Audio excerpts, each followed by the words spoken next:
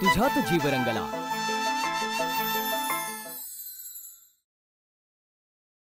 मी तुम्हाला म्हणाले होते ना मला झोका खेळायचा आहे म्हणून, पण आता विचारलं तर म्हणाल रात्र झालीये राहू दे म्हणून। चला। कुठे? कुठं काय, झोका खेळायचं नव? तयार आहे नव?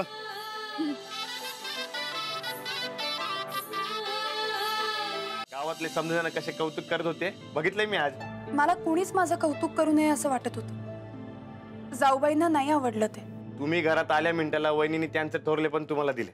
तुम्हाला आता ताप नक म्हणून घरची समधी जिम्मेदारी स्वतःवर घेतली। एवढा विश्वास आहे तुमचा तुमच्या वहिनींवर? थोरेपणाचं फुल लईच मनावर घेतलेलं दिसतंय। आंघोळ करून घ्या, पटकन आवरा आणि मग आम्ही तुमच्या ब्रेकफास्टची तयारी करतो। आपला राणा लय खोळा आहे। वहिनीचं ऐकायच्या नादात तुमच्याकडे दुर्लक्ष नको व्हायला। माझा स्वतःवर पूर्ण विश्वास आहे। ते वहिनी बरोबर म्हणतात, तुम्ही शाळेकडेच लक्ष द्या, वहिनी घर नीट सांभाळतील। मुले ही देवा घरची फुले असतात। माझ्या या गुणी बाळांसाठी लाडू आण बरं जा। ह्या लाडवात विष पीस पिसळले असेल ना मग? आम्ही घरातली सगळी कामं केली, लोकांचे प्रश्न सोडवले। आम्ही आहोत ना आता चांगल्या सुनबाई।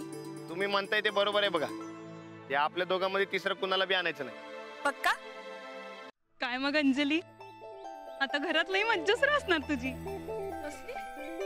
आता सगळं घर तर धाकटी जाऊन सांभाळते, म्हणजे तुला निवांत काम नसणार आता काही सुद्धा।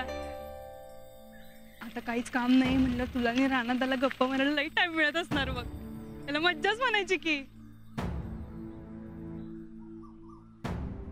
अंजली काय ग, धाकट्याचा आवाजाचा त्रास बघवा नका काय तुला?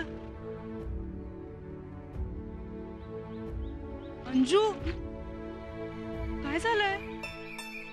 काही सिरियस मॅटर आहे काय? सकाळपासून जाऊबाई फारच विचित्र वाटतात। का? आता काय आगोपणा केला त्यांनी? हे बघ अंजू, मी तुला आधीच सांगून ठेवते, त्या जर लई गाजवत असेल तर अजिबात त्यांचं ऐकू नको। जागच्या जागी उतरवून ठेवतेस नाही, उलट फारच छान वागतायत त्या। घरासाठी सगळं कसं त्याच करतायत आणि मी काहीच करत नाही असं दाखवून द्यायचा प्रयत्न करते। असं आहे होय? मग काही बी टेन्शन घेऊ नकोस ग, त्यांचा स्वभाव सगळ्यांनी माहित आहे। तू उगाच तोंड ढेकलेपणा करायची काही बी गरज नाही। मला तशी गरजही नाही आणि मला तसलं काही आवडतही नाही। पण काय आता, उगाच ह्या सगळ्यात माझ्यात आणि यांच्यात वाद नको इतकंच। खुळी आहेस काय तू? असं कसं होईल? मला आधी असंच वाटत होतं, पण तुला यांचा स्वभाव कसा आहे ते माहितीये ना, लगेच समोरच्यावर विश्वास ठेव। आता सुद्धा सकाळी मी यांना म्हणाले की मधल्या सुट्टीत डबा आणून देते म्हणून, तर नको म्हणाले। अगं पण एवढ्यावर ना तू उगाच अंदाज बांधू नकोस। तुला वाटतंय तितकं साधं नाहीये। साहेबरावांकडे मी कसं दुर्लक्ष देतेय असं जाऊबाईंनी आज यांना दाखवून दिलं आणि यांनाही ते खरं वाटलं। सकाळी डबा नको म्हणताना यांच्या बोलण्यातली नाराजी मला सरळ सरळ दिसत होती। भय, पण तेवढ्या पुरतं तसं वाटलं असेल त्याला, त्याच्या मनात काय बी नसेल बघ तसं। हे बघ अंजू, तू एक काम कर, त्याला फोन कर बघ आत्ता। वय आत्ता, मला गॅरंटी आहे त्याला बी तुझ्याशिवाय अजिबात करमत नसणार।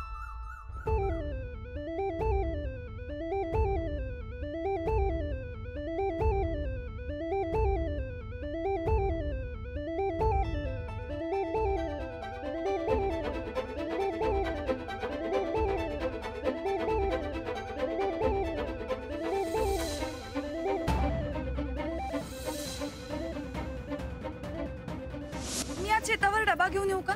आपण एकत्र जेवू। नाही नको, तू शाळेकडे लक्ष द्या, वहिनी येतील जेवण घेऊ।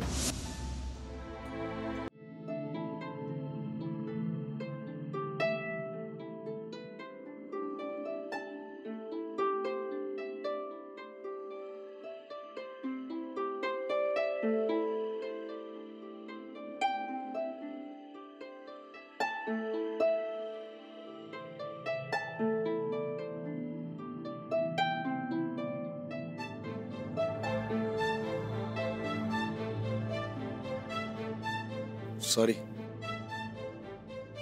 कशासाठी? ते मी चिडलो तुमच्यावर। अहो पण आपलं बोलणं झालं ना, तिसऱ्या कोणत्याही व्यक्तीमुळे आपल्यात दुरावा येऊ द्यायचा नाही असं कबूल केलंय ना आपण. होय, पण ते इथनं पुढं जी चूक झाली ती चूक झाली. त्यासाठी सॉरी म्हणालात तुम्ही.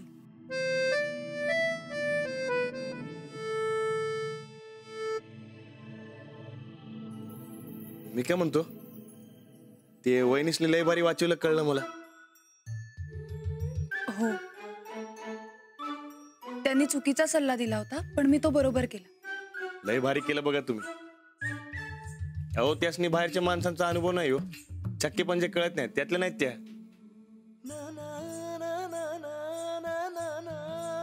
नाही म्हणजे तुम्ही बी त्यातल्या नाहीत, पण कसं आहे तुम्ही समजेच सांभाळून घेताय, समजून घेताय. तुम्ही मास्तरी नाहीस ना व, भांडण कसं मिटवायचं बरोबर कळतं तुम्हाला. मी माझं कर्तव्य केलं. समजेच नीट सांभाळून घेता बघा तुम्ही. आज वहिनी चुकल्याच, पण तुम्ही लगेच सावरून घेतलं बघा. याला म्हणायचं मोठेपणा. अहो त्याही आपल्या घरातल्याच आहे आणि आपल्या घरातल्या कुणावर दोष येऊ नये म्हणून मी माझ्या पद्धतीने सल्ला दिला, एवढंच. लय भारी केलं बघा तुम्ही. अहो भांडण मिटलं नसतं तर आबा अजून खवळलं असतं वहिनींना. वहिनींवर फारच जीव आहे तुमचा. होय, उगाच आई समान मानतोय. तुमच्यापेक्षा वयाने लहान असून सुद्धा तुम्ही आबाने एवढाच मान देता त्यांना. द्यायलाच पाहिजे. वहिनीने लई मोठं काम केलं या घरासाठी. त्यांच्या त्यागाला 1000 चुका माफ. त्याग?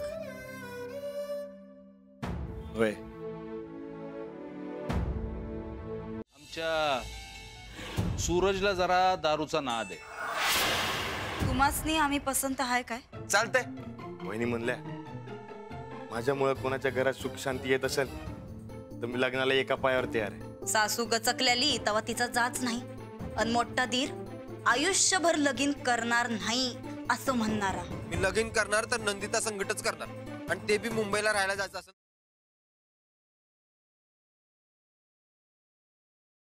पण काय पण म्हणा, जेडीच आपलं चांगलं आहे ना.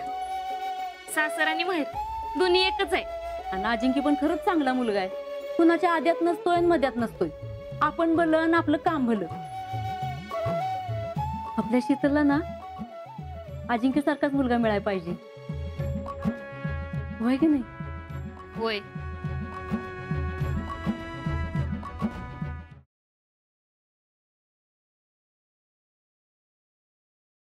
मग त्यांनी फायनली मग काय झालं, मग शेवटी इतकं लेक्चर ऐकल्यावर तुम्हाला टेन्शन नाही आलं? मूड ऑफ झालेला, पण we have to move on. काय मग दुसऱ्या दिवशी पासून क्लास बंद?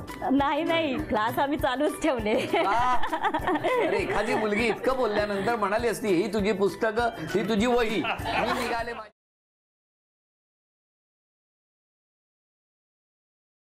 अगर ये प्रभु दयाल पांडे अपना मुंह खोल देता तो क्या गौरी के साथ हम ब्याह कर सकते हैं? बिरादरी से बाहर निकाले जाते और माताजी कभी इजाजत नहीं देती तुमको। क्या कही धमकी दे रहे हैं आप? हम जो भी समझो, पर हम तो इतना जानते हैं कि तुमने एक मांसाहारी परिवार के साथ रिश्ता जोड़कर अपना घर भ्रष्ट कर दिया। अब उसमें एक बच्चा पैदा कर शुक्र परिवार को भ्रष्ट कर रहे हो। हमारे बच्चे के बारे में बोलने की हिम्मत कैसे हुई आपकी? मुंह तोड़।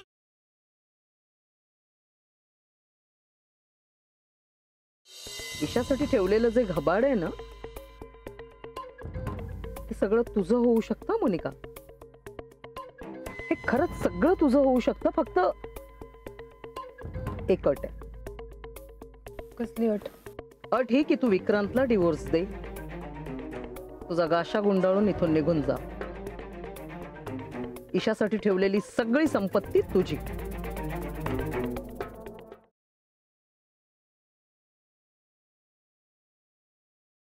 गैरसमज या शब्दाचा आता कंटाळा आलाय नानासाहेब मला. कुणाला न सांगता त्याच्या मुलाला आपल्या घरामध्ये घेऊन बसायचं हे योग्य आहे का?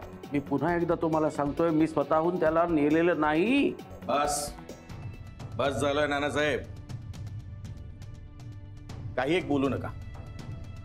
कृपा करून सांगतोय, यानंतर तुम्ही आमच्या फॅमिलीमध्ये पडू नका.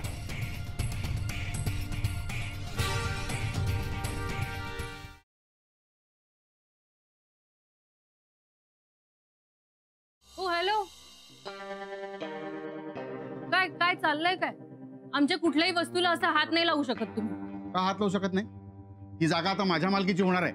हो, होणार आहे, अजून झाली नाही. अरे पण ज्यांच्या मालकीची आहे त्यांना प्रॉब्लेम नाहीये, तर तुम्हाला काय प्रॉब्लेम आहे?